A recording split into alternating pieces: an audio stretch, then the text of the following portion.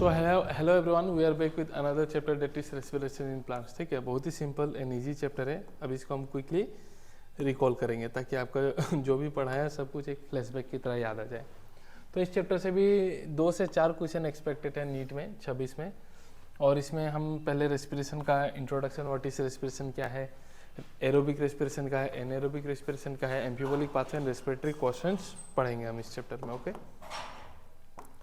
तो स्टार्ट करते हैं रेस्पिरेशन इन प्लांट। देखो, हम लोग जितना भी ऑर्गेनिज्म है, हम सबको आपका जो भी एक्टिविटीज़ कर रहा है, अभी मैं बोल रहा हूँ, पढ़ा रहा हूँ, हर एक्टिविटी करने के लिए हमें क्या चाहिए? एनर्जी। और ये एनर्जी हमारे पास आता है कहाँ से? है, खाने से आता है।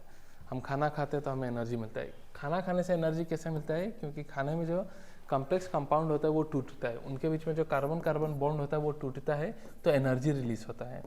इस एनर्जी को मेरा बॉडी ट्रैप करता है in the form of bond और बनाता है एटीपी।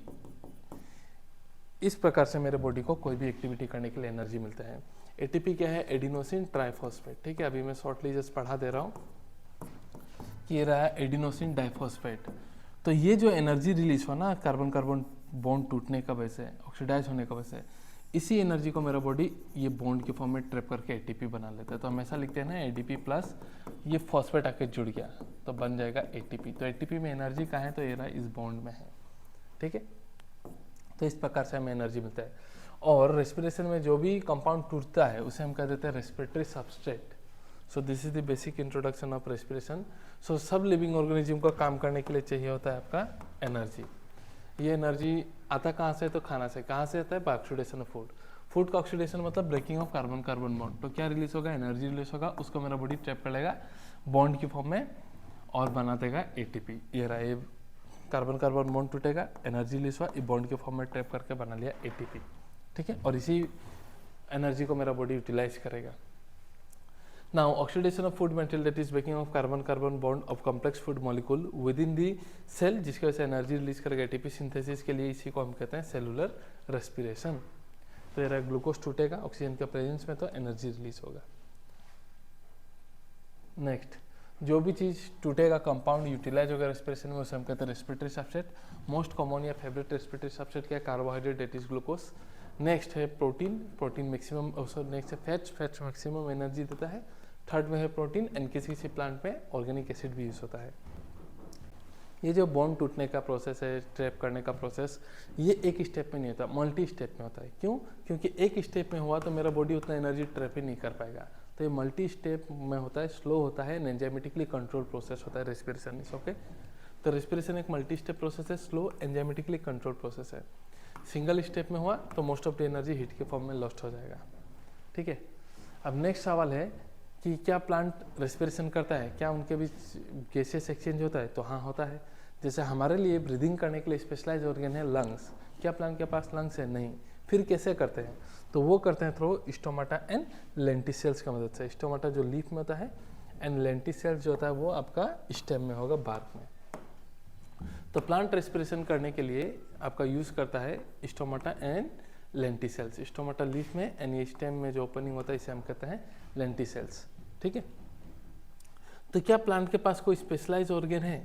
क्या प्लांट के पास कोई स्पेशलाइज रेस्पिरेटरी ऑर्गन है जैसे हमारा लंग्स है? तो आंसर है नहीं।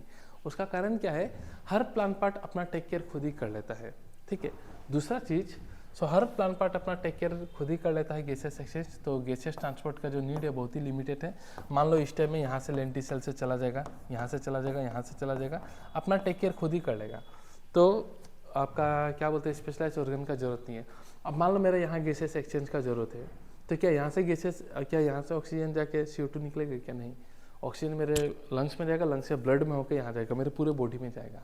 ठीक है, बट प्लांट में ऐसा नहीं है, इसलिए उनको कोई रेस्पिरेटरी स्पेशलाइज ऑर्गन का जरूरत नहीं है। फिर उनका पास जो गैस एक्सचेंज है वो काफ़ी लो है एज कम्पेयर टू एनिमल, क्योंकि हम लोग का एनर्जी डिमांड ज़्यादा है, तो our respiration is very fast and plant का एज कम्पेयर टू स्लो है। और फिर लीफ भी फोटोसिंथेसिस करता है, तो प्लांट खुद ही ऑक्सीजन बनाता है, तो वो भी खुद का बनाया हुआ, खुद का फोटोसिंथेसिस का प्रोडक्ट ऑक्सीजन यूटिलाइज कर लेता है। And also gases transport plant में जो इजीली हो जाता है, क्योंकि उनके बीच में पेरेन्काइमा सेल्स होता है। आपको पता है पेरेन्काइमा सेल्स के बीच में इंटरसेलुलर स्पेस होता है, तो ट्रांसपोर्ट इजीली हो जाता है। ठीक है। और डिस्टेंस भी ट्रेवल जो करना है वो काफ़ी कम डिस्टेंस ट्रेवल करना है। ये रहा प्लांट, तो यहाँ से यही डिस्टेंस, इधर से इधर ही डिस्टेंस। तो ये कुछ कारण है जिसके वजह से उनके पास कोई भी स्पेशलाइज्ड ऑर्गन रेस्पिरेशन के लिए नहीं है। आई होप ये चीज़ समझ में आया होगा। तो ये सब कुछ बातें हैं जो कि बताया, ठीक है। तो यही सब बातें हैं, ऑलरेडी बताया। अल्टीमेट सोर्स ऑफ फूड जो रिक्वायर्ड होगा वो आएगा फोटोसिंथेसिस से। ये तो हम नेक्स्ट चैप्टर फोटोसिंथेसिस में पढ़ेंगे। रेस्पिरेटरी सबस्ट्रेट मोस्ट कॉमन देख लिया हमने, एटीपी बनने का, एनर्जी रिलीज होगा, एनर्जी करेंसी हम बोलते हैं, हमने देखा। नेक्स्ट जैसे कि मेरे बॉडी का एनर्जी करेंसी है एटीपी, तो कोई भी एक्टिविटी एनर्जी के लिए मेरा बॉडी क्या यूज़ करेगा, एटीपी। बट आप लोगों ने NADH NFADH2 भी सुना होगा, ठीक है। अब ये NADH2 FADH2 क्या है, this are like checks in our body. जैसे अगर मैं आपको बाजार में 10 रुपया दूँ कुछ सामान लाने को, आप ला दोगे, बट अगर मैं 100 रुपये का चेक दूँ तो आप नहीं लाओगे, पहले बैंक में जाओगे। तो उस प्रकार से दिस एक्ट लाइक चेक्स। अब इस चेक्स को अगर तोड़ना है तो मेरे बॉडी में जो बैंक है उसका नाम है ETS, इलेक्ट्रॉन ट्रांसपोर्ट सिस्टम। और ये बैंक मेरे बॉडी में लोकेटेड है माइटोकॉन्ड्रिया का इनर मेम्ब्रेन में, ठीक है। इनर माइटोकॉन्ड्रियल मेम्ब्रेन में ये लोकेटेड है, समझ में आएगा, डोंट वरी आगे के साथ। और जैसे आप बैंक में जाओगे चेक लेके पैसा तोड़ने के लिए, तो वहाँ में अलग अलग काउंटर होता है, तो यहाँ में भी 5 मैनेजर प्रेजेंट होता है, याद रख लेना, हमारे बॉडी का बैंक में, ETS में। सो ये मेरे बॉडी का चेक की तरह है, उसको तोड़ने के लिए हमारे बॉडी में बैंक है। और बैंक कहाँ में है, इनर माइटोकॉन्ड्रियल मेम्ब्रेन में, और वहाँ में 5 प्रोटीन कॉम्प्लेक्स है। एक NADH2 से 3 ATP मिलेगा, ध्यान रखना। तो 1 2 3 N बनाने के लिए 3 बार करना पड़ रहा है, तो 3 ATP याद रखना। एक FADH2 से 2 ATP मिलेगा। So do plant breathe, yes, ये हमने ऑलरेडी देख लिया। लेंटिसेल आपका टेटिस स्टोमाटा के थ्रू, क्या उनके पास स्पेशलाइज ऑर्गन है, नहीं है। क्यों नहीं है, we have already discussed, okay. So next अभी हम जो पढ़ने वाले हैं, ये पूरा समरी में अभी आपको दिखाने वाला हूँ हमारे बॉडी का पूरे समरी, मतलब कि रेस्पिरेटरी सबस्ट्रेट का क्या होता है। तो नॉट ओनली हमारा बॉडी, कोई भी ऑर्गेनिज्म हो, सबसे फेवरेट रेस्पिरेटरी सबस्ट्रेट क्या है, ग्लूकोज। तो ग्लूकोज सेल में एंटर करेगा, सेल का कहाँ एंटर करेगा, साइटोप्लाज्म। तो सबसे पहले कोई भी ऑर्गेनिज्म हो, ग्लूकोज सबसे पहले टूटेगा, उस प्रोसेस को हम कहते हैं ग्लाइकोलाइसिस। और ग्लूकोज कन्वर्ट हो जाएगा, देखो कितना कार्बन का है, तो 6 कार्बन का, यही दिखा दे रहा हूँ कितना कार्बन है, ये 6 कार्बन। तो 3 कार्बन में टूट जाएगा, तो 3 कार्बन का कितना मोलिकुल बनेगा, 2 मोलिकुल। तो वो 3 कार्बन का 2 मोलिकुल को हम कहते हैं पायरुविक एसिड। तो 2 मोलिकुल ऑफ पायरुविक एसिड में टूट जाएगा ग्लूकोज। इस प्रोसेस को हम कहते हैं ग्लाइकोलाइसिस, और ये 10 स्टेप का प्रोसेस है। और इस प्रोसेस में हमको 2 कैश और 2 चेक मिलता है, 2 ATP और 2 NADH2 मिलता है। ध्यान रखिएगा, सबसे पहला स्टेप, ग्लूकोज टूट गया। अब ये पायरुविक एसिड जो बना है 2 मोलिकुल, इसका भविष्य डिपेंड करेगा ऑक्सीजन है या ऑक्सीजन नहीं है। अगर ऑक्सीजन प्रेजेंट है तो एरोबिक रेस्पिरेशन करेगा, और अगर ऑक्सीजन नहीं है तो एनारोबिक रेस्पिरेशन करेगा। अगर ऑक्सीजन है, एरोबिक रेस्पिरेशन करना है, तो ये पायरुविक एसिड नेक्स्ट चला जाएगा आपका माइटोकॉन्ड्रिया में, दिस इज योर माइटोकॉन्ड्रिया, और माइटोकॉन्ड्रिया का मैट्रिक्स में चला जाएगा। देखिए अगर ऑक्सीजन है तो ये पायरुविक एसिड चला जाएगा माइटोकॉन्ड्रिया मैट्रिक्स में, और वहाँ में जाके ये ऑक्सीडेटिव डिकार्बोक्सिलेशन करेगा, और यहाँ से ये 3 कार्बन का है, तो ये पायरुविक एसिड कन्वर्ट होगा एसिटाइल कोएंजाइम में। ये 3 कार्बन था, एसिटाइल कोएंजाइम 2 कार्बन का है, तो 1 कार्बन निकल गया। सो 2 पायरुविक एसिड था, तो 2 एसिटाइल कोएंजाइम में बनेगा, तो कितना CO2 रिलीज होगा, 2 CO2। इस स्टेप में भी 2 NADH2 बनेगा, चेक, ठीक है। अब 2 एसिटाइल कोएंजाइम है, हर एसिटाइल, इस स्टेप को हम कहते हैं लिंकिंग स्टेप या फिर ऑक्सीडेटिव डिकार्बोक्सिलेशन। कहाँ में हो रहा है, माइटोकॉन्ड्रिया का मैट्रिक्स पे। नेक्स्ट है कि ये एसिटाइल कोएंजाइम है, ईच एसिटाइल कोएंजाइम एक साइकिल को एंटर करेगा, उसे हम कहते हैं क्रेब्स साइकिल, ठीक है। सब कुछ डिटेल में पढ़ेंगे, this is just initial summary. तो हर एसिटाइल कोएंजाइम में एक साइकिल में एंटर करेगा, उसे आप कहते हो क्रेब्स साइकिल, और इस साइकिल का रिजल्ट होता है 1 ATP, 3 NADH2 एंड 1 FADH2, ध्यान रखिएगा। बट एक ग्लूकोज से कितना पायरुविक एसिड बना, 2 पायरुविक एसिड मैट्रिक्स में गया, 2 पायरुविक एसिड से कितना एसिटाइल कोएंजाइम में बना, 2। बट यहाँ में कितना एंटर कर रहा है, 1 ही एसिटाइल कोएंजाइम में। इसका मतलब 1 ग्लूकोज से 2 एसिटाइल कोएंजाइम में बन रहा है। इसका मतलब 1 ग्लूकोज के लिए ये क्रेब्स साइकिल 2 बार चलेगा, तो ये कैलकुलेशन डबल हो जाएगा, हम देखेंगे। और हमने जैसे देखा कि जो हमारे बॉडी में बैंक था ETS, इलेक्ट्रॉन ट्रांसपोर्ट सिस्टम, वो ये माइटोकॉन्ड्रिया है, तो माइटोकॉन्ड्रिया का ये आउटर माइटोकॉन्ड्रियल मेम्ब्रेन है, ये है इनर माइटोकॉन्ड्रियल मेम्ब्रेन। तो देखिए बैंक ये इनर माइटोकॉन्ड्रियल मेम्ब्रेन में लोकेटेड होता है, विच कंसिस्ट ऑफ 5 कॉम्प्लेक्स, 1 2 3 4 5 हम देखेंगे, ठीक है। और ये आउटर, ये इनर, और इसे हम कहते हैं इंटर मेम्ब्रेन स्पेस या फिर पेरी मेम्ब्रेन स्पेस भी कह देते हैं। तो अगर ऑक्सीजन है, एरोबिक रेस्पिरेशन है, तो ये रहा स्टेप्स, ये स्टेप्स होगा glycolysis, linking step and Krebs cycle and then ETS.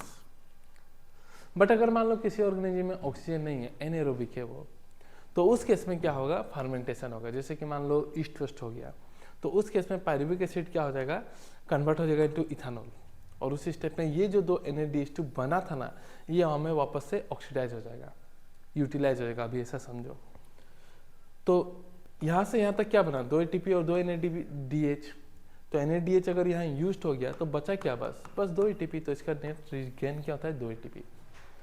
And pyruvic acid 3 carbon का है, इथेनॉल कितना कार्बन का है, 2 कार्बन। तो 1 कार्बन कहाँ गया, CO2 के फॉर्म में लॉस्ट हो जाएगा।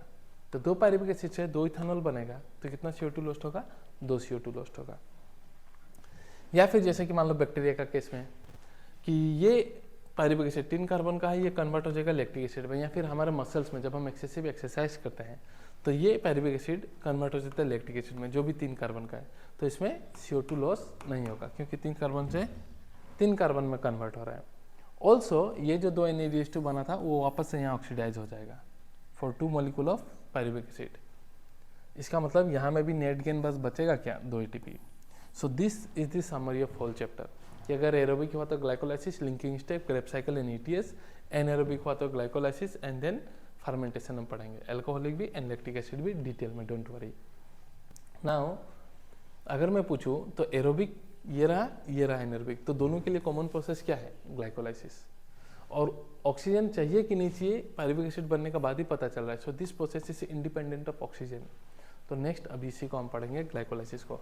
This was a very important summary of this chapter. ये अगर एक माइंड में फ्लो चार्ट अगर आपको याद आ रहा है तो चैप्टर अब स्मूथली आपका कंप्लीट हो जाएगा। तो जैसे कि बोला कि सबसे पहले ग्लूकोज आएगा, ग्लाइकोलाइसिस करेगा, 10 स्टेप का प्रोसेस है, रिजल्ट है 2 ATP 2 NADH। उससे बनेगा 2 पायरुविक एसिड, ऑक्सीजन है तो एरोबिक रेस्पिरेशन करेगा, माइटोकॉन्ड्रिया का मैट्रिक्स में जाएगा। मैं बार बार बोल रहा हूँ, रिवाइज कर रहा हूँ ताकि आपके दिमाग में छप जाए। मैट्रिक्स में जाकर पायरुविक एसिड कन्वर्ट हो जाएगा एसिटाइल कोएंजाइम में।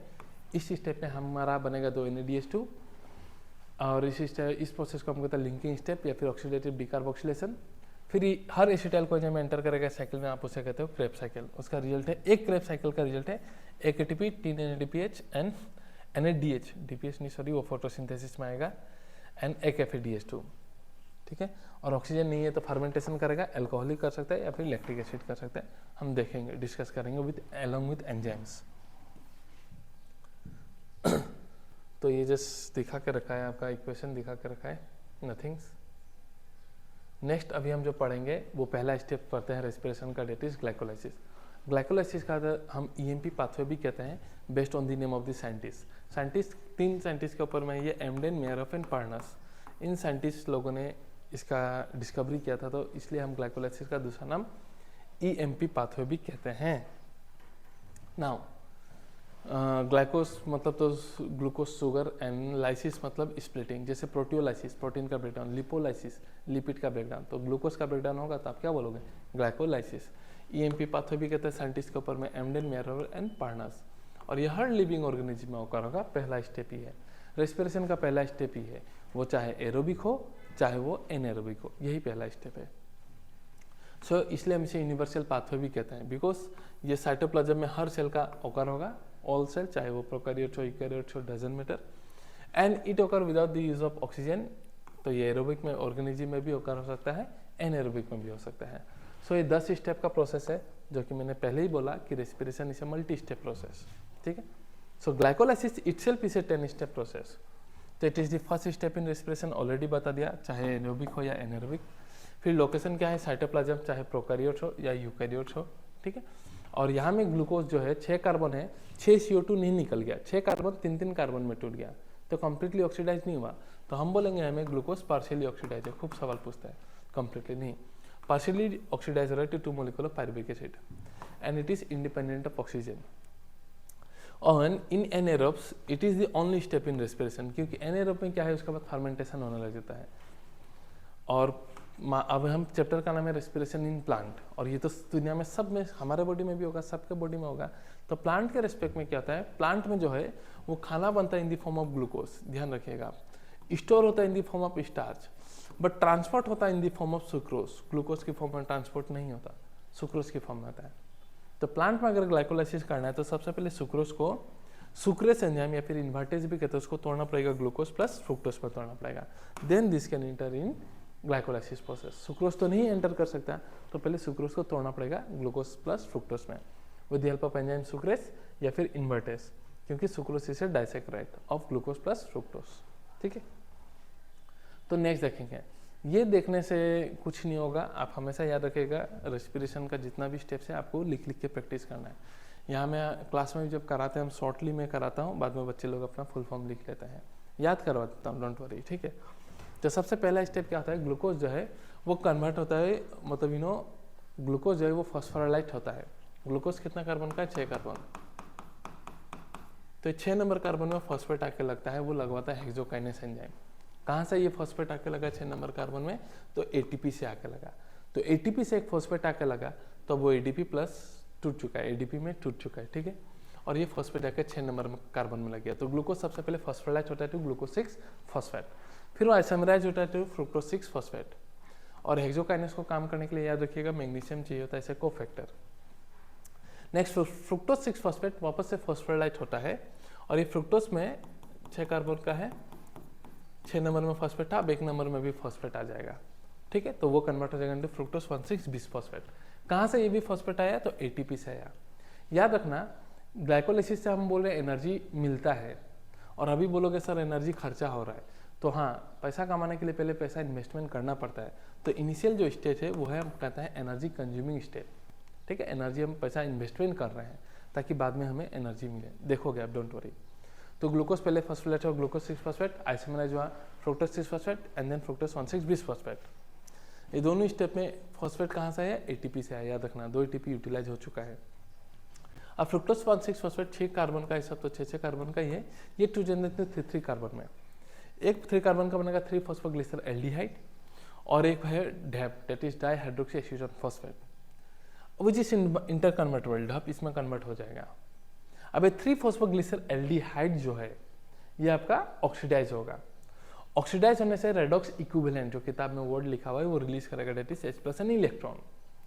तो एल्डिहाइड ऑक्सीडाइज होने से क्या बनेगा, एसिड बनेगा, और इस स्टेप में और एक फॉस्फेट आ जाता है, देखो 3 नंबर में ऑलरेडी फॉस्फेट है, 3 फॉस्फोग्लिसर एल्डिहाइड, और एक फॉस्फेट आ जाएगा 1 नंबर में, तो अब हम क्या बोलेंगे 1 3, अब 2 फॉस्फेट आ गया तो 20 फॉस्फोग्लिसर एल्डिहाइड नहीं बोलेंगे, ऑक्सीडाइज हुआ ना तो एसिड बन जाएगा एल्डिहाइड, तो अब हम बोलेंगे 1 3 20 फॉस्फोग्लिसरिक एसिड। 1 नंबर वाला फॉस्फेट कहाँ से है, तो ये इनऑर्गेनिक फॉस्फेट है, याद रखना एटीपी से नहीं है, और ये ऑक्सीडाइज 2H+ और इलेक्ट्रॉन रिलीज किया, तो ये इसको कौन रिसीव करेगा, NAD+ रिसीव करके, और खुद रिड्यूस हो जाएगा इनटू NADH2, ऐसे रिड्यूस कोएंजाइम। ठीक है, नेक्स्ट 1 3 बिस phosphoglyceric acid will convert into 3 phosphoglyceric acid, तो 1 नंबर वाला फॉस्फेट कहाँ चला गया, ADP पकड़ के ATP बना लिया, तो ये देखो एनर्जी मिला। Next it will convert to 2 phosphoglyceric acid, then phosphoenol pyruvic acid, इस स्टेप में वाटर मॉलिक्यूल लॉस्ट होता है, ध्यान रखिएगा, फॉस्फोइनोल पायरुविक एसिड अभी भी फॉस्फेट है, and finally phosphoenol pyruvic acid will convert into pyruvic acid. तो phosphoenol pyruvic acid and now only pyruvic acid, तो फॉस्फो वर्ड चला गया, तो यहाँ से भी फॉस्फेट इस स्टेप में रिलीज हो गया, तो उसको भी कौन पकड़ा, ADP, और क्या बना दिया, ATP। ठीक है, ध्यान रखिएगा। सो एक 3 फॉस्फोग्लिसर एल्डिहाइड से एक पायरुविक एसिड बना, तो कितना ATP मिला हमें, 2 ATP मिला, एक ये रहा और एक ये रहा, 2 ATP। एक ग्लूकोज से एक PGL और एक ढप बनता है, अब ढप इसमें इंटर कन्वर्टेबल होगा, तो ये जो प्रोसेस है ना ये 2 बार चलता है, तो टोटल कितना ATP मिलेगा, एक से पायरुविक एसिड, एक PGL से एक पायरुविक एसिड बनने से 2, ढप भी PGL बना, वापस से पायरुविक एसिड बनेगा तो 4, क्योंकि 2 बार चलने वाला है, तो टोटल कितना ATP मिलने वाला है मुझे, 4। एक PGL से एक पायरुविक एसिड बनने से कितना NADH2 मिलता है, एक, ढप भी कन्वर्ट होकर वापस पायरुविक एसिड बनेगा तो कितना मिलेगा, 2, क्योंकि प्रोसेस 2 बार चलेगा, तो हम बोलेंगे 2 NADH2 मिलेगा। और यहाँ देखो हमें एनर्जी मिल रहा है, तो इसे हम बोलते हैं एनर्जी यील्डिंग स्टेप। ठीक है, सो दिस इज ग्लाइकोलाइसिस, आप 10 बार प्रैक्टिस करना, ग्लूकोज 6 बार, फ्रुक्टोज 1,6 बिस फॉस्फेट, फिर इसके बाद ढप एंड PGL से 1 3 बिस फॉस्फोग्लिसरिक एसिड, 2 फॉस्फोग्लिसरिक एसिड, ठीक है, 3 phosphoglyceric acid, 2 phosphoglyceric acid and phosphoenol pyruvic acid and pyruvic acid. एकदम मंत्र की तरह फू मंत्र करके पढ़ लेना, इसको याद कर लेना। अब रिजल्ट देखते हैं।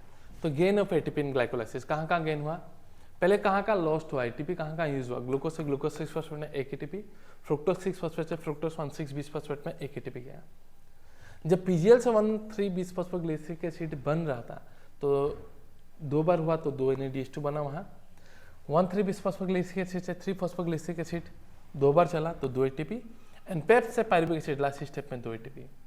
तो नेट गेन एटीपी का देखो, डायरेक्ट एटीपी का नेट गेन कितना है 4, उसमें से एटीपी हम लोग का यूटिलाइज कितना हुआ था 2, तो 4 में से 2 माइनस कर दो तो नेट गेन एटीपी हम 2 ही बोलेंगे। टोटल गेन एटीपी कितना हुआ था हम बोलेंगे 8, ये रहा 2 प्लस 2 NADH2 से मिला 6, 1 NADH2 से 3 मिलेगा, मैंने बोला बैंक में जाने के बाद, तो 2 NADH2 हुआ तो कितना मिलेगा 6, तो टोटल गेन कितना हो गया 8। नेट गेन ओनली एटीपी का गेन कितना हुआ बोलने से 2, बोलोगे 4, हाँ 4 हुआ, बट 2 माइनस तो करना पड़ेगा ना इनिशियल स्टेप का, इसलिए।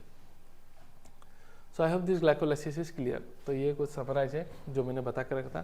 ग्लूकोज पायरुविक एसिड बनेगा, ऑक्सीजन नहीं होने से एनाएरोबिक, ऑक्सीजन होने से माइटोकॉन्ड्रिया में एरोबिक रेस्पिरेशन करेगा, वही समरी है इसमें।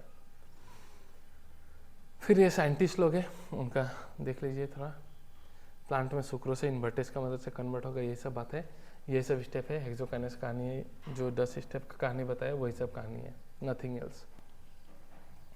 उसी को समराइज करके रखा हुआ है। अलग अलग सेल में पायरुविक एसिड अलग अलग से हैंडल हो सकता है, जैसे एरोबिक हुआ तो चला जाएगा linking step and then Krebs cycle. हमारा मसल सेल हुआ, जैसे मान लो लैक्टिक एसिड ईस्ट हुआ तो अल्कोहल बनेगा, वही बता के रखा है। पायरुविक एसिड का भविष्य अलग अलग है। नेक्स्ट हम देखेंगे फॉस्फोराइलेशन। फॉस्फोराइलेशन मतलब फॉस्फेट लग के एटीपी बनना, ठीक है। अब एटीपी अगर लाइट के प्रेजेंस में बन रहा है, लाइट की मदद से एनर्जी बन रहा है, एटीपी बन रहा है, इसका मतलब फोटोसिंथेसिस। तो फोटोसिंथेसिस में जो एटीपी बनेगा, उस एटीपी बनने का प्रोसेस को हम कहते हैं फोटोफॉस्फोराइलेशन, ठीक है। मान लो ए से बी कन्वर्ट हो रहा है और इस स्टेप में एटीपी बन रहा है, तो एक सबस्ट्रेट से दूसरा सबस्ट्रेट का कन्वर्सन में अगर एटीपी बन रहा है तो उसे हम कहते हैं सबस्ट्रेट लेवल फॉस्फोराइलेशन, SLP, ठीक है। और ऑक्सीडेशन होकर अगर एटीपी बन रहा है, ऑक्सीडेशन होकर एनर्जी जनरेट हो रहा है और वहाँ से उस एनर्जी को यूटिलाइज करके अगर ट्रैप करके एटीपी बन रहा है, जो कि ETS में होगा, हम इस चैप्टर का एंड में पता चलेगा। तो अगर ETS में एटीपी बना तो उसे हम बोलेंगे ऑक्सीडेटिव फॉस्फोराइलेशन, ठीक है, जो माइटोकॉन्ड्रिया में बनेगा। तो 3 प्रकार का एटीपी होता है। लाइट से बना तो फोटोफॉस्फोराइलेशन, सबस्ट्रेट का कन्वर्सन में बना तो सबस्ट्रेट लेवल SLP। तो ग्लाइकोलाइसिस में भी 2 स्टेप में सबस्ट्रेट कन्वर्सन में एटीपी बना तो all this are SLP, all this are SLP। ये SLP है, एक सबस्ट्रेट से दूसरा में बना, एक सबस्ट्रेट से दूसरा कन्वर्सन में बना तो all this are SLP।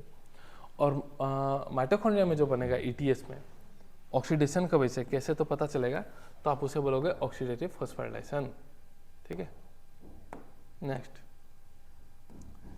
Next है क्रेब्स साइकिल, नहीं ये हमने देख लिया आपका ग्लाइकोलाइसिस। नेक्स्ट है आपका लिंकिंग स्टेप। लिंकिंग स्टेप जैसे कि मैंने बोला एरोबिक रेस्पिरेशन अभी हम पढ़ रहे हैं, तो एरोबिक रेस्पिरेशन है तो पायरुविक एसिड अब चला जाएगा आपका माइटोकॉन्ड्रिया का मैट्रिक्स में, और वो पायरुविक एसिड है जो अब कन्वर्ट हो जाएगा एसिटाइल कोएंजाइम में। 3 कार्बन का होता है, ये 2 कार्बन हुआ तो 1 CO2 रिलीज होगा। कितना पायरुविक एसिड था 2, तो कितना एसिटाइल कोएंजाइम में बनेगा 2, तो कितना CO2 रिलीज होगा 2 CO2, एंड 2 से कन्वर्ट हो रहा है तो 2 NADH2 बन जाएगा। और इस स्टेप में एंजाइम जो लगता है वो पायरुवेट डिहाइड्रोजिनेस, और ये एंजाइम भी तभी काम करेगा जब इसके पास मैग्नीशियम होगा ऐसे कोफैक्टर। तो एक ग्लूकोज से कितना पायरुविक एसिड बनेगा 2, देयरफॉर लिंकिंग स्टेप में एक ग्लूकोज से 2 एसिटाइल कोएंजाइम बनेगा, मतलब 2 पायरुविक एसिड से 2 एसिटाइल कोएंजाइम, जिससे एटीपी बन नहीं रहा, रिड्यूस कोएंजाइम में रहा 2 NADH2। और ये जब बैंक में जाएगा ETS में तो कितना एटीपी देगा, 1 से 3 देगा, तो 2 से कितना देगा 6 एटीपी। तो लिंकिंग स्टेप का रिजल्ट है 6 एटीपी। तो ग्लाइकोलाइसिस लिंकिंग स्टेप से acetyl coenzyme and then Krebs cycle. तो हम इसलिए कहते हैं एसिटाइल कोएंजाइम है जो लिंकिंग मॉलिक्यूल है between glycolysis and Krebs cycle. तो एसिटाइल कोएंजाइम जो है वो लिंकिंग मॉलिक्यूल है between glycolysis and then your Krebs cycle, ठीक है। तो ये सब कुछ बातें हम देखेंगे थोड़े देर में, 1 सेकेंड। अब तब तक ये कैलकुलेशन एक बार देख लीजिए।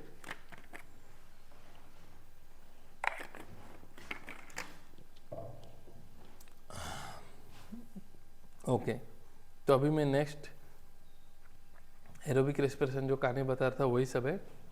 ग्लाइकोलाइसिस होगा, linking step, Krebs cycle, ETS जो चलने वाला है वो। NADN एक ग्लूकोज से 38 ATP मिलेगा। कैसे मिलेगा हम देखेंगे। तो नेक्स्ट आ रहे हैं हम क्रेब्स साइकिल।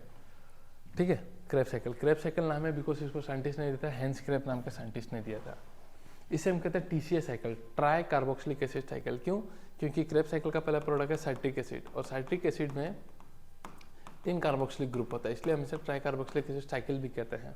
ठीक है, या फिर इसे हम साइट्रिक एसिड साइकिल भी कहते हैं क्योंकि पहला प्रोडक्ट है साइट्रिक एसिड। तो ये तो हो गया इसका 3 नाम।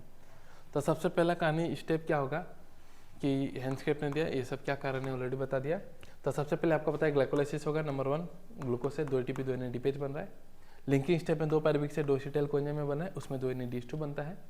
अब दोनों एक साथ नहीं जाएगा, each acetyl coenzyme will enter a cycle called Krebs cycle. दोनों नहीं जाएगा, मतलब एक ग्लूकोज से जो 2 एसिटाइल बन रहा है उसके लिए क्रेब्स साइकिल 2 बार चलेगा। तो मैं एक क्रेब्स साइकिल समझा दूंगा, उसका कैलकुलेशन हम डबल कर देंगे। तो क्रेब्स साइकिल याद रखने के लिए एक लाइन याद रख लेना, ओके साइट्रिक एसिड इसे simple special funny molecule. Okay cycle है ना, तो जहाँ से शुरू हुआ वहीं खत्म होगा, तो ओके से शुरू हुआ तो ओके में खत्म किया। तो एक ये लाइन याद रख लेना, आपका ये क्रेब्स साइकिल इजीली याद हो जाएगा। Okay citric acid is a simple special funny molecule. Okay जो लोग पढ़े हैं वो लोग को रिवीजन आराम से हो ही रहा होगा, याद हो ही गया होगा इसका मतलब क्या है ऑल दिस। तो ओ का मतलब है कि एसिटाइल कोएंजाइम में वो कंबाइन वो रिएक्ट करेगा तुम्हारा ऑक्सैलो एसिटिक एसिड के साथ। ये 4 कार्बन, एसिटाइल कोएंजाइम में कितना कार्बन का था आपका 2 कार्बन का। एसिटाइल कोएंजाइम में कितना कार्बन का था आपका 2 कार्बन। तो 4 और 2 कितना हो गया 6 कार्बन। तो 6 कार्बन का बनेगा साइट्रिक एसिड। ठीक है, कंडेंसेशन रिएक्शन है with the help of enzyme citrate synthase, तो साइट्रिक एसिड बना 6 कार्बन का। अब ये आइसोमराइज हो जाएगा तो आइसोसिट्रेट, ये भी 6 कार्बन। तो ठीक है, तो साइट्रिक एसिड ट्रिक था ना, ओके तो ओ से ऑक्सैलो एसिड, साइट्रिक एसिड से साइट्रिक एसिड, इस से इसोसिट्रेट, ए से now this associated will oxidise into alpha ketoglutaric acid, convert हो जाएगा टू अल्फा कीटोग्लूटारिक एसिड। याद रख लेना है 5 कार्बन का है। अल्फा कीटो कितना कार्बन का, ये अल्फा 5 कार्बन का, ऐसे समहाउ याद रख लेना। तो 6 से 5 कार्बन बना तो एक CO2 लॉस्ट होगा, एंड इस स्टेप में NADH2 बनेगा, ऐसे ध्यान रख लेना। ठीक है, next alpha ketoglutaric acid is a simple S ना, तो it will convert into succinyl coenzyme है। तो ये 4 कार्बन का है, तो 5 से 4 कार्बन कन्वर्ट हुआ तो एक कहाँ गया कार्बन, CO2 के फॉर्म में लॉस्ट हुआ, यहाँ में भी NADH2 NAD प्लस रिड्यूस हो गया टू NADH2। ठीक है, रिड्यूस कोएंजाइम इसे सिंपल स्पेशल। नेक्स्ट फिर से एस है, तो succinyl coenzyme will convert into succinic acid, और ये जो कोएंजाइम के बीच में बॉन्ड टूटेगा तो इससे एनर्जी रिलीज होगा, उसको GDP ग्वानोसिन डाइफॉस्फेट पकड़ के उससे बना लेगा GTP, जिससे which is almost equivalent to ATP। तो ऐसा किताब में देकर रखा कि GTP से फॉस्फेट आएगा, ADP के पास यहाँ से टूट के फॉस्फेट ADP के पास जाके वो पकड़ के ATP बना लेगा उसे, तो अल्टीमेटली ATP बन गया। ठीक है, तो एस का कन्वर्शन में SLP चलता है, याद रख लेना। तो क्रेब्स खूब सवाल पूछता है, क्रेब्स साइकिल में SLP कहाँ चलता है, सबस्ट्रेट लेवल फॉस्फोराइलेशन मतलब ATP बनना, तो between SS that is succinyl coenzyme से कन्वर्सन से सक्शनिक एसिड का कन्वर्सन में। नेक्स्ट इस सिंपल स्पेशल फनी F, तो succinic acid will convert into fumaric acid. अब देखो ये 4 कार्बन, ये सब 4 कार्बन है, ये सब 4 कार्बन, क्योंकि अब 4 कार्बन बनना है। तो उस स्टेप में जब F बनने वाला तो FADH2 बन जाएगा, याद रख लेना। And fumaric acid will convert into malic acid funny molecule and okay, now malic acid will convert into oxalo acetic acid. इस स्टेप में भी NADH2 बनता है। तो ऐसे याद रखने के लिए जैसे बता रहा हूँ, ऐसा कोई रूल नहीं, जहाँ जहाँ CO2 लॉस्ट हो रहा है अब ध्यान रखना वहाँ NADH2 बन रहा है, एंड लास्ट स्टेप में NADH2 बन रहा है, तो 3 जगह में NADH2 बन रहा है। ठीक है, एंड F के जगह में FADH2 बन रहा है, ऐसे याद रख लेना। एंड SLP SS का कन्वर्सन में हो रहा है। तो एक क्रेब्स साइकिल का रिजल्ट कितना है, 3 NADH2, 1 2 3, कितना FADH2 1, और कितना ATP 1 हम बोलते हैं। तो एक क्रेब्स साइकिल में कितना ऑक्सीडेशन स्टेप हो रहा है, तो 4 हो रहा है। एक ये हो रहा है 1 2 3 एंड देन 4। SLP कितना हो रहा है, तो 1 SLP हो रहा है। ठीक है, SLP कितना हो रहा है, 1 SLP हो रहा है। डीकार्बोक्सिलेशन कितना जगह में हो रहा है, बस 2 जगह में हो रहा है। ये भी एक डाटा याद रखिएगा। नेक्स्ट, तो एक ग्लूकोज से 2 एसिटाइल बनेगा, तो for complete oxidation of glucose Krebs cycle कितना बार चलेगा, 2 बार। अब कैलकुलेशन हम देखेंगे क्रेब्स साइकिल का एक ग्लूकोज के लिए, तो एक ग्लूकोज के लिए डबल हो जाएगा। तो पहला हम देखेंगे आपका, मैं पहला ये कंफ्यूजन करेगा तो मैं पहला 1 का दिखा दे रहा हूँ। ठीक है, सो कितना NADH2 बनेगा, 3 NADH2 बनेगा। कितना FADH2 बनेगा, 1 FADH2 बनेगा। और कितना ATP बनेगा, 1 ATP बनेगा। ये जब बैंक में जाएगा ATS में तो 1 से 3 मिलता है, तो 3 से कितना ATP मिलेगा, 9, कितना है फिर DH2, ये बैंक में देगा तो कितना ATP देगा 2, और एक ATP कितना देगा, एक ATP ही रहेगा। तो टोटल देखोगे तो एक क्रेब साइकिल में कितना ATP मिलता है 12, एक क्रेब साइकिल में हमें कितना ATP मिलता है 12 ATP मिल रहा है। बट एक ग्लूकोज से 2 एसिटाइल कोएंजाइम है तो 2 बार क्रेब साइकिल चलेगा, तो ये कितना हो जाएगा, इंटू 2 कर दोगे तो 24 हो जाएगा। तो वही कैलकुलेशन यहाँ में डायरेक्टली एक ग्लूकोज का दे के रखा है नेक्स्ट पेज में। तो एक ग्लूकोज के लिए सब डबल हो जाएगा, 1 के 3 था तो ये देखो 2 इंटू कर दिया तो 9 था तो 18 हो जाएगा, 2 था तो 4 हो जाएगा, और एक ATP था तो 2 हो जाएगा, तो टोटल कितना 24। तो एक एसिटाइल कोएंजाइम क्रेब साइकिल पूछा तो 12, एक ग्लूकोज के लिए क्रेब साइकिल पूछा तो 2 बार चलेगा तो 24 आंसर, ध्यान रखना। और क्रेब साइकिल के लिए सारा एंजाइम जो है वो माइटोकॉन्ड्रिया का मैट्रिक्स में रहता है, एक्सेप्ट एक एंजाइम जिसका नाम है सक्सिनेट डिहाइड्रोजिनेस, जो इनर माइटोकॉन्ड्रियल मेम्ब्रेन में लोकेटेड होता है। डुअल रोल है, क्रेब साइकिल में भी रोल है इसका, ETS में भी रोल है। ठीक है, क्रेब साइकिल में तो हमने देख लिया, नेक्स्ट ETS में भी देखेंगे, जो कि इनर माइटोकॉन्ड्रियल में रहता है। बाकी सारा एंजाइम मैट्रिक्स में रहेगा। ये PYQ है, ध्यान रखिएगा। तो सेम चीज अलग अलग फिगर से दिखा के रखा हुआ है यहाँ में, कोई इशू नहीं है। अब ये कैलकुलेशन है टोटल, मान लीजिए एक ग्लूकोज से हमने बोला था 38 ATP, तो ग्लाइकोलाइसिस में कितना 2 ATP 2 NADH, लिंकिंग स्टेप में 2 NADH2, एंड एक क्रेब साइकिल एक ग्लूकोज के लिए 24 ATP देख लिया। वही कैलकुलेशन करके 38 ATP दिखा रहा है। ETS के बाद हाँ ये होगा। तो एरोबिक रेस्पिरेशन बैलेंस शीट एक ग्लूकोज के लिए, तो ग्लाइकोलाइसिस में कितना NADH2 होगा 2, तो 2 से कितना ATP बनेगा बैंक में जाने के बाद 6, और 2 ATP तो डायरेक्ट बनता है तो 2, तो टोटल ATP आपका टोटल गेन कितना है ग्लाइकोलाइसिस से 8 ATP। लिंकिंग स्टेप में कितना है 2 NADH2 तो कितना होगा 6, और क्रेब साइकिल 2 टाइम चलेगा एक ग्लूकोज के लिए तो कितना था 18 4 2 24, तो 8 और 6 कितना हो गया 14, 14 एंड 24 कितना हो गया 38। तो टोटल ATP हम कितना बोलते हैं 38 ही बोलेंगे एक ग्लूकोज के लिए। हालांकि जब सटल सिस्टम चलेगा तो इसका काउंट जो होता है रिड्यूस हो जाता है, जो कि पहले का सिलेबस में था। अभी आप सटल सिस्टम का कंसेप्ट कुछ भी मत लाना, 36 ATP नहीं बोलना है। एक ग्लूकोज से कितना ATP, तो डायरेक्ट 38 ATP। कहाँ कितना बन रहा है तो ये देख लो, बस इतना ही। ठीक है, तो ये सब हमने ऑलरेडी देख ही लिया ऑल दिस। नेक्स्ट जो है हम देखेंगे ETS, इलेक्ट्रॉन ट्रांसपोर्ट सिस्टम। तो ये तो इससे लाइक बैंक, और यहाँ में 5 मैनेजर है, मैंने जैसे बोला था 1 2 3 4 5। तो कॉम्प्लेक्स 1 जो है उसका नाम है NADH डिहाइड्रोजिनेस, कॉम्प्लेक्स 2 का नाम है सक्सिनेट डिहाइड्रोजिनेस, कॉम्प्लेक्स 3 का नाम है सक्सिनेट, कॉम्प्लेक्स 3 का नाम है साइटोक्रोम BC1, कॉम्प्लेक्स 4 का नाम है साइटोक्रोम C ऑक्सीडेस।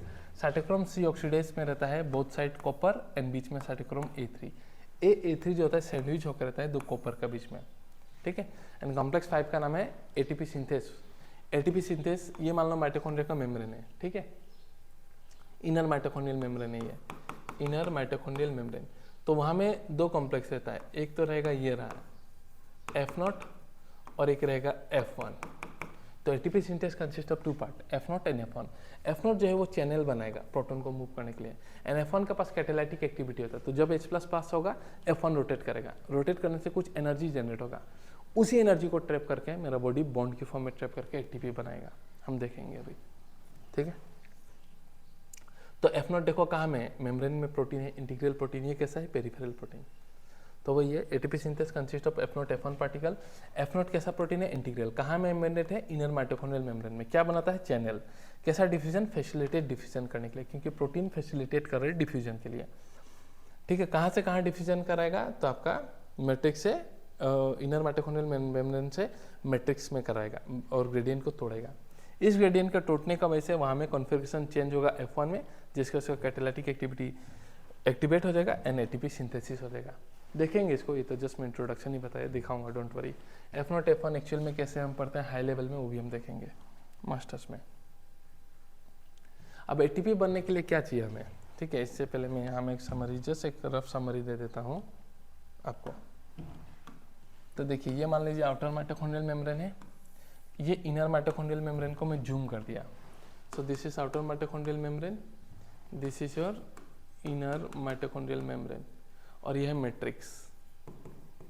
माइटोकॉन्ड्रिया में कहानी कैसे का दिखा रहा हूँ। तो ये है कॉम्प्लेक्स 1, ओके, ये है कॉम्प्लेक्स 3, ये है कॉम्प्लेक्स 2, ये है कॉम्प्लेक्स 4, और ये है कॉम्प्लेक्स 5, F0 F1। तो कहानी क्या होता है, कॉम्प्लेक्स 1 का नाम है NADH डिहाइड्रोजिनेस। तो जो हम लोग का वहाँ रिड्यूस कोएंजाइम बना था ग्लाइकोलाइसिस में, लिंकिंग स्टेप में, क्रेब साइकिल में, वो जो है NADH2 अब यहाँ में आके ऑक्सीडाइज हो जाएगा, NAD+ बन जाएगा, ऑक्सीडाइज होगा और इलेक्ट्रॉन एंड प्रोटॉन रिलीज करेगा। तो इसके इलेक्ट्रॉन को एक्सेप्ट करेगा FMN, flavin mononucleotide, then FES, ठीक है। एंड देन कॉम्प्लेक्स 2 में आपका FADH2 ऑक्सीडाइज होगा और ये भी चला जाएगा FES का पास, ठीक है, इलेक्ट्रॉन। तो इलेक्ट्रॉन FMN गया, FES का पास गया एंड इस प्रोसेस में यहाँ में 4H+ पंप कर दिया इसने उस इलेक्ट्रॉन का एनर्जी को यूज करके। नेक्स्ट ये FES से आपका इलेक्ट्रॉन जो है वो चला जाएगा यूबिक्विनोन के पास। यूबिक्विनोन उस इलेक्ट्रॉन को लेके मैट्रिक्स से H+ को लेके बन जाएगा यूबिक्विनोल, क्विनोल, और इलेक्ट्रॉन अब दे देगा कॉम्प्लेक्स 3 को। Complex 3 is consist of cytochrome BC1, तो यहाँ रहेगा cytochrome B, FES and then cytochrome C1। तो ये इलेक्ट्रॉन दे देगा साइटोक्रोम B को, और देखो ये यूबिक्विनोन है, जैसे ही वो यूबिक्विनोन रिड्यूस हो गया, क्विनोन मतलब कीटोन, तो कीटोन रिड्यूस होकर बन जाता है अल्कोहल, ठीक है। अब जैसे ही इलेक्ट्रॉन दे दिया तो ये 2H+ को यहाँ पंप कर देगा और यहाँ पर यूबिक्विनोन बन जाएगा। एंड FES का पास अब कॉम्प्लेक्स FADH2 जो यहाँ ऑक्सीडाइज हो रहा है, ये भी इलेक्ट्रॉन आपका यूबिक्विनोन का थ्रू यूबिक्विनोल बन के अल्टीमेटली साइटोक्रोम B को दे देगा। इस प्रोसेस में भी 2H+ जाएगा, तो टोटल कॉम्प्लेक्स 3 से 4H+ गया, हमेशा बोल रहे हैं। अब इलेक्ट्रॉन जाएगा FES के पास साइटोक्रोम C। अब साइटोक्रोम C से कॉम्प्लेक्स 3 से कॉम्प्लेक्स 4 में लाने के लिए एक छोटा सा प्रोटीन है, मोबाइल इलेक्ट्रॉन कैरियर, हम कहते हैं साइटोक्रोम C। याद रखना इनर मेम्ब्रेन का आउटर की तरफ लोकेटेड है, इंटर मेम्ब्रेन स्पेस की तरफ लोकेटेड है। तो ये आएगा यहाँ से इलेक्ट्रॉन लेके जाएगा यहाँ। And complex 4 consist of copper, cytochrome A, cytochrome A3 and than copper.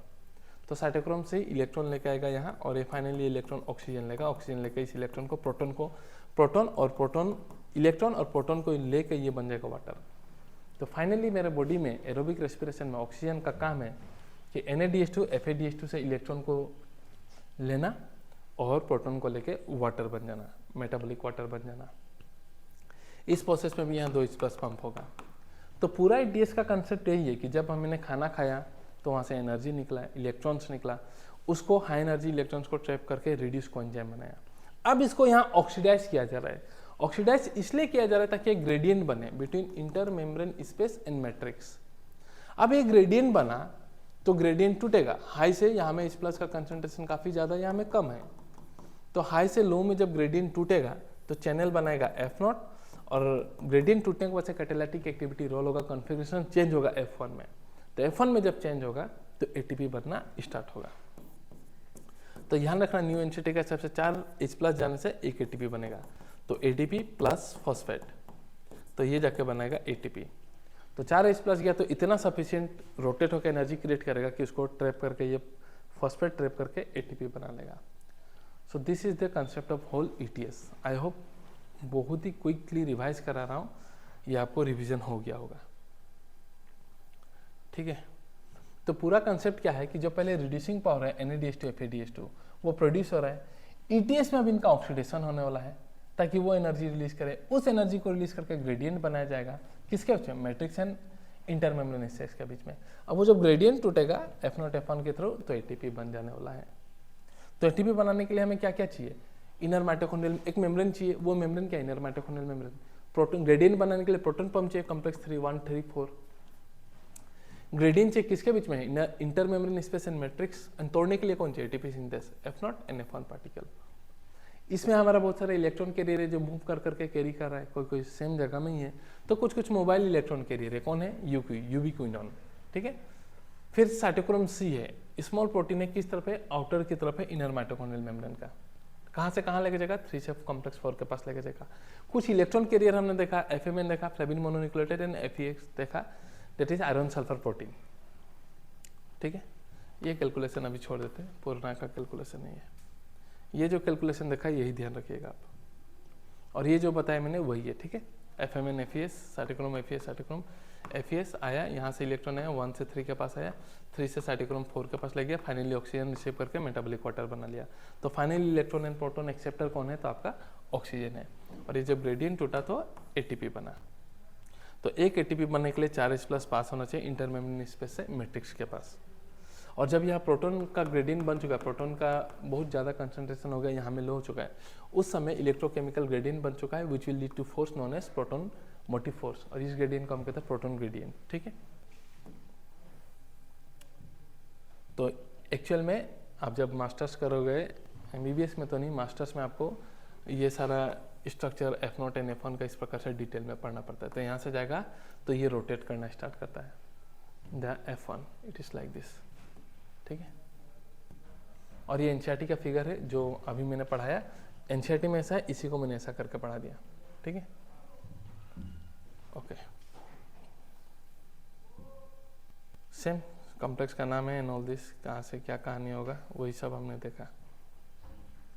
Proton गया इंटरमीडिएट स्टेट में, टूटेगा तो देखो ये दिख रहा है, ये रोटेट करते हुए दिखा रहा है, तो रोटेट करेगा तो उस एनर्जी, वहाँ जो रोटेट करने से जो एनर्जी क्रिएट होगा उसको ये फॉस्फेट पकड़ के ट्रैप करके एटीपी बना लेगा। अब देखते हैं एनारोबिक रेस्पिरेशन, एरोबिक हो या एनारोबिक रेस्पिरेशन, ग्लूकोज तो एक कॉमन, ग्लाइकोलाइसिस कॉमन पाथवे है।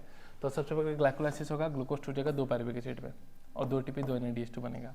अब फर्मेंटेशन होगा, उसमें तो 2 NADH2 वापस से ऑक्सीडाइज हो जाता है, यूज हो जाता है मतलब। तो मान लो एल्कोहलिक फर्मेंटेशन जैसे ईस्ट में, तो सबसे पहले क्या होगा, पायरुविक एसिड जो है वो कन्वर्ट हो जाएगा इनटू एसिटाल्डिहाइड। 2 कार्बन का है, पायरुविक एसिड कितना, 3 कार्बन, तो 1 CO2 लॉस्ट होगा। तो 2 से 2 कन्वर्ट होगा तो 2 CO2 लॉस्ट होगा। याद रखना ये जो एंजाइम है इसका नाम है पायरुवेट डिकार्बोक्सिलेज। लिंकिंग स्टेप में जो एंजाइम था उसका नाम था पायरुवेट डिहाइड्रोजिनेस। ठीक है, और अब ये एसिटाल्डिहाइड नेक्स्ट ये कन्वर्ट हो जाएगा आपका इथेनॉल में, और इस स्टेप में जो एंजाइम लगेगा वो नाम है अल्कोहल डिहाइड्रोजिनेस, और यहाँ में NADH2 जो था वापस से ऑक्सीडाइज हो गया टू NAD+। तो यहाँ से यहाँ तक बस ये 2 ATP बचा, ये जो बना था ये तो यूज्ड हो गया, तो इसलिए हम बोलते हैं नेट गेन कितना है 2 ATP, और ये इथेनॉल बनना स्टार्ट हो गया। बट ये इथेनॉल का कंसंट्रेशन नेचुरली 13% से ज़्यादा हो गया तो ईस्ट खुद ही मर जाएगा। 13 या उससे ज़्यादा हो तो ईस्ट खुद ही पॉइजन होकर मर जाएगा, उसे हम कहते हैं ईस्ट पॉइजनिंग।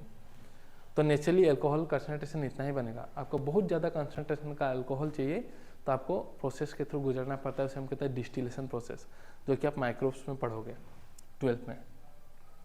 अब जैसे कि मान लो हम लोग का मसल सेल हो गया, कुछ बैक्टीरिया हो गया, उसमें लैक्टिक एसिड, पायरुविक एसिड जो है in absence of oxygen lactic acid में कन्वर्ट हो जाता है।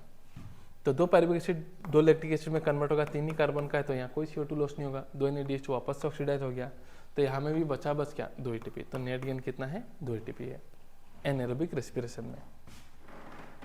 अब कुछ डिफरेंस है एरोबिक एंड एनारोबिक का। तो एरोबिक में कंप्लीट ग्लूकोज का ऑक्सीडेशन होगा, उसमें पार्शियली होता है, हमें यहाँ 38 मिला, एनारोबिक में 2 मिल रहा है। NADH2 यहाँ बहुत जल्दी ऑक्सीडाइज हो रहा है, यहाँ में उसके कंपेयर में स्लोली ऑक्सीडाइज हो रहा है। ऑक्सीजन चाहिए होगा, ऑक्सीजन नहीं चाहिए, इसलिए तो एनारोबिक कह रहे हैं। तो ये कुछ माइनर डिफरेंसेस हैं। Now efficiency of aerobic respiration, कि मान लो एक ग्लूकोज है, ये जब टूटता है 6 कार्बन का है तो 6 CO2 लॉस्ट हुआ तो कुछ एनर्जी बनता है, हम बोलते हैं ये एनर्जी 686 किलो कैलोरी होता है। बट मेरे बॉडी में ATP कितना बनता है ग्लूकोज से 38 ATP बनता है, और एक ATP को हम ऑलमोस्ट 7.6 किलो कैलोरी इक्विवेलेंट मान लेते हैं एक ATP। तो 38 ATP इंटू 7.6 कितना हुआ 288, बना कितना 686। मेरा बॉडी ने ट्रैप कितना किया 288, मतलब 40 to 50%, 45 to 50% he energy trap कर पा रहा है, बाकी एनर्जी कहाँ गया यहाँ से। सो बाकी जो एनर्जी है वो हीट के फॉर्म में लॉस्ट हो जा रहा है, इसलिए तो मेरा बॉडी हमेशा गर्म है। हमारे बॉडी में हीटर तो लगा नहीं है कि रात को सोते समय स्विच दे दिया बॉडी तब भी गर्म है, तो बाकी जो एनर्जी है वो बॉडी का टेम्परेचर रेगुलेट कर रहा है। ठीक है, बॉडी का टेम्परेचर मेंटेन कर रहा है। इसलिए जो इंसान जो मर जाता है, देखना तो आप सुने होंगे, जो इंसान मर जाता है उसका बॉडी ठंडा हो जाता है, क्योंकि उस समय ये मेटाबॉलिक एक्टिविटी नहीं चलता होगा, नहीं चल रहा होगा, तो कहाँ से उसका बॉडी टेम्परेचर मेंटेन होगा, तो बॉडी टेम्परेचर ठंडा हो जाता है। ठीक है, अच्छा ये मैंने इसलिए समझाया एफिशिएंसी ऑफ एरोबिक रेस्पिरेशन, ताकि मैं एनएरोबिक का किताब में एक लाइन है उसको समझाने के लिए। तो एनएरोबिक का एफिशिएंसी देखोगे तो ऐसा है कि ग्लूकोज का जितना भी एनर्जी है लेस देन 7% एनर्जी रिलीज होता है, तो टोटल ऑलमोस्ट 686 एनर्जी है, तो उसका लेस देन 7% 40 जैसा होगा। तो बट एनएरोबिक में एटीपी कितना बनता है 2, तो 2 इंटू 7.6 देखे तो ऑलमोस्ट 15 किलो कैलोरी ही ट्रैप कर रहा है, सारा ट्रैप किया क्या 7% का नहीं। तो वही एक लाइन है कि हमें ग्लूकोज कंप्लीटली ऑक्सीडाइज नहीं होता, लेस देन 7% ग्लूकोज अपना एनर्जी रिलीज करता है, एंड उसमें से भी सारा का सारा ट्रैप नहीं होता है एटीपी के फॉर्म में एनएरोबिक का। ठीक है, ये एक इक्वेशन है किताब में, काफ़ी बार कन्फ्यूजन होता है, पायरुविक एसिड का कंप्लीट ऑक्सीडेशन। तो यहाँ में 4 NADH2 बनेगा। तो काफ़ी लोग ऐसा होता है कि सर क्रेब साइकिल में तो 3 ही बनता है। तो क्रेब साइकिल में बनने के लिए पायरुविक एसिड से स्टार्ट नहीं होना चाहिए, ये स्टार्ट होना चाहिए था एसिटाइल कोएंजाइम से। पायरुविक एसिड बोला है तो एक पायरुविक एसिड एक एसिटाइल बनते समय एक NADH2 बनेगा ना, तो इसलिए यहाँ में 4 NADH2 आ जा रहा है। तो कंफ्यूज नहीं होना इसमें। नेक्स्ट, ये तो बैलेंस शीट हमने देख लिया, कहाँ कितना बनेगा ATP ऑलरेडी हमने देख लिया।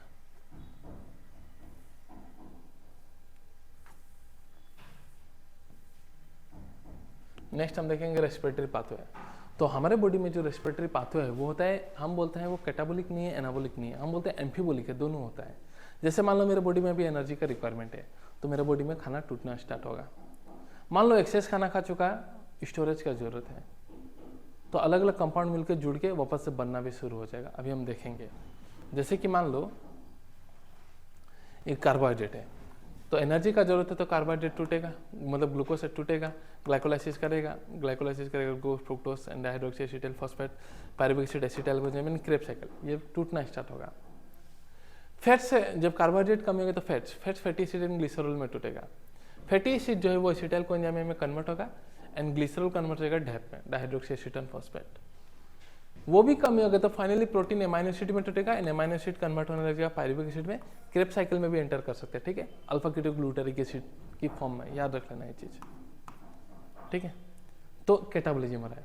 बट मान लो जब एक्सेस एसिटाइल कोएंजाइम में हो रहा है, एक्सेस अल्फा कीटोग्लूटारिक एसिड हो रहा है, डॉप हो रहा है, और मेरे बॉडी को फैट्स का जरूरत है, तो ये वापस से रेस्पिरेटरी पाथवे से निकल के एसिटाइल कोएंजाइम में फैटी एसिड बनेगा, डैप ग्लिसरॉल बनेगा and fatty acid and glycerol मिलकर वापस से फैट्स बनेगा। तो जब फैट्स का जरूरत है तो वापस से आपका रेस्पिरेटरी पाथवे से विड्रॉ होके वापस से बनने भी लग रहा है, मतलब सिंथेसिस हो रहा है, एनाबोलिज्म। तो इसलिए हम रेस्पिरेटरी पाथवे को एम्फीबोलिक बोलते हैं, चाहिए तो टूटेगा भी, बनने का जरूरत है तो बनेगा भी। तो रेस्पिरेटरी पाथवे को हम जनरली अगर बोलो तो रेस्पिरेशन मतलब एनर्जी मिलना, टूटना। बट यहाँ में एनाबोलिज्म इन्वॉल्व है, कैटाबोलिज्म इन्वॉल्व है, तो हमारे लिए यही बेटर होगा कि हम इसे एम्फीबोलिक पाथवे बोले।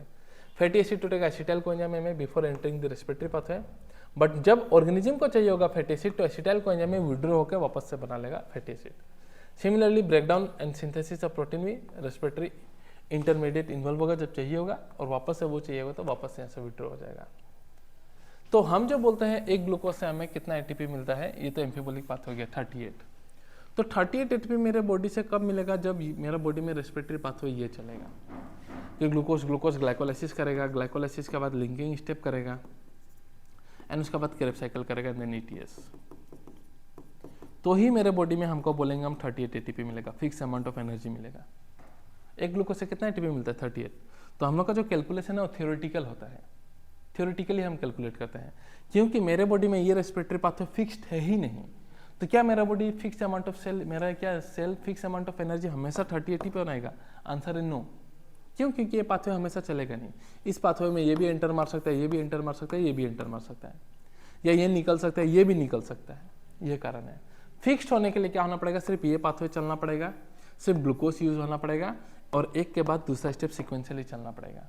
बट ये हमेशा पॉसिबल नहीं है, क्योंकि रेस्पिरेटरी पाथवे में ये भी एंटर मारेगा, ये भी एंटर मारेगा, जरूरत पड़े तो निकल भी जाएगा। इसलिए हम बोलते हैं कि हम लोग का जो बॉडी है वो फिक्स अमाउंट ऑफ एनर्जी नहीं बनाता।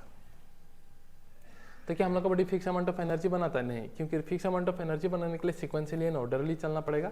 बट रेस्पिरेशन एक ऑर्डरली प्रोसेस नहीं है। सिर्फ ग्लूकोज को यूज करना पड़ेगा रेस्पिरेटरी सब्सट्रेट, बट रेस्पिरेशन में फैट्स एंड प्रोटीन भी यूज होता है। कोई भी इंटरमीडिएट ना घुसना चाहिए ना निकलना चाहिए, बट रेस्पिरेटरी में तो घुसता भी है, निकलता भी है।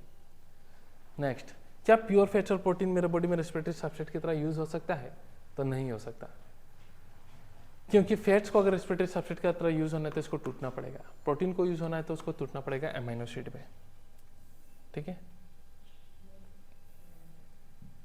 तो pure fats and protein are not used as respiratory substrate, क्योंकि फैट्स को घुसने के लिए उसको टूटना पड़ेगा फैटी एसिड एंड ग्लिसरॉल में, and fatty acid and glycerol, और फैटी एसिड को एंटर होना पड़ेगा एसिटाइल कोएंजाइम की फॉर्म में, एंड ग्लिसरॉल को PGL की फॉर्म में।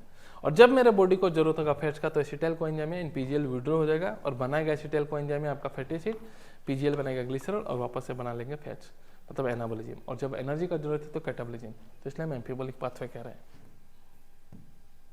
Now respiratory question RQ. RQ क्या होता है रेस्पिरेटरी सबसेट का, कि वॉल्यूम ऑफ CO2 हम रिलीज करते हैं बाय ऑक्सीजन यूज, तो कितना CO2 इवॉल्व किया एंड कितना ऑक्सीजन यूज किया, उसी को हम आरक्यू कहते हैं। जैसे कि मान लो एक ग्लूकोज जब कंप्लीटली ऑक्सीडाइज हो रहा है तो कितना ऑक्सीजन यूज हुआ 6, कितना CO2 रिलीज हुआ 6, तो 6 CO2 आउट हुआ, 6 ऑक्सीजन यूज हुआ, तो इसका आरक्यू हम बोलेंगे 1। उसी प्रकार से प्रोटीन का याद रख लेना, आपका होता है P है ना, उल्टा कर दो तो 0.9, फैट्स का F है ना, तो ऐसा कर दो तो 7, तो इसका होता है 0.7, याद रखिएगा, ठीक है, ये डायरेक्टली याद रखिएगा, हो जाएगा आरक्यू। और आरक्यू से हमें क्या पता चलता है, आरक्यू का वैल्यू देख के हम रेस्पिरेटरी सबसेट बता सकते हैं।